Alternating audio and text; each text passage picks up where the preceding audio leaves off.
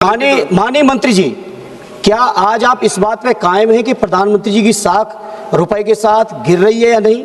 जो 60 रुपए का 94-95 रुपया हो गया, उसका स्पष्ट जवाब चाहिए, क्योंकि चुनाव जीतने के लिए आप लोगों की बातें कुछ होती हैं और नीतियां बनाने के लिए बातें दूसरी होती हैं। आपने माननीय मंत्री जी, अध्यक्ष जी, जवाब में वित्त मंत्री जी ने जवाब में कुछ देशों का उदाहरण दिया है। देर रात सरकार के लोग भाषण दे रहे हैं कि हमारी अर्थव्यवस्था दूनी हो गई, 3 नंबर पे पहुंच गई, 4 नंबर पे पहुंच गई।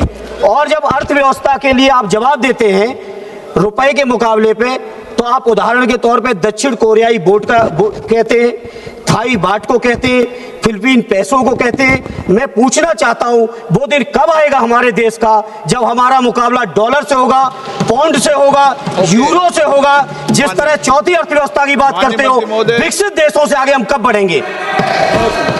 सर, आर्थिक परिस्थिति के ऊपर जब जवाब दिया जाता है, हर आंकड़ा का विवरण के साथ मंत्री जी पंकज चौधरी जी ने जवाब दिया।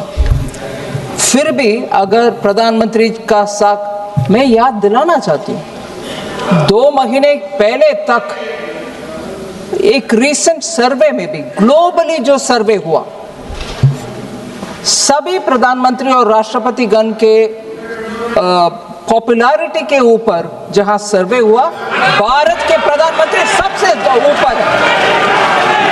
इकोनॉमी का विषय इन्होंने प्रश्न पूछा और भारत के प्रधानमंत्री का साख क्या है, इसका जवाब यही है, इसका जवाब यही है।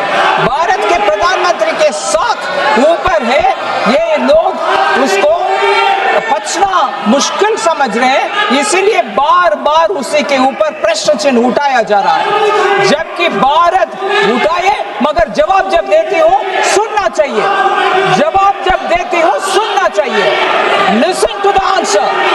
सर, भारत के इकोनॉमी एकदम स्ट्रांग है, हमारे फिस्कल सिचुएशन स्ट्रांग है और फिस्कल डेफिसिट 5 साल में कैसे मेंटेन करके आ रहे हैं, इसके ऊपर पूरे दुनिया में प्रशंसा हो रही है। और ये भी है, हमारे फॉरेन एक्सचेंज रिजर्व इतना बरकरार है, सॉलिड भी है।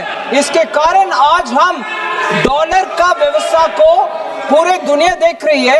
हर एक इमर्जिंग मार्केट का इकोनॉमी के साथ भारत को तुलने में हमारे रुपया ठीक चल रही है, और रुपया को ठीक चल रही है, बिल्कुल ठीक चल रही है। नो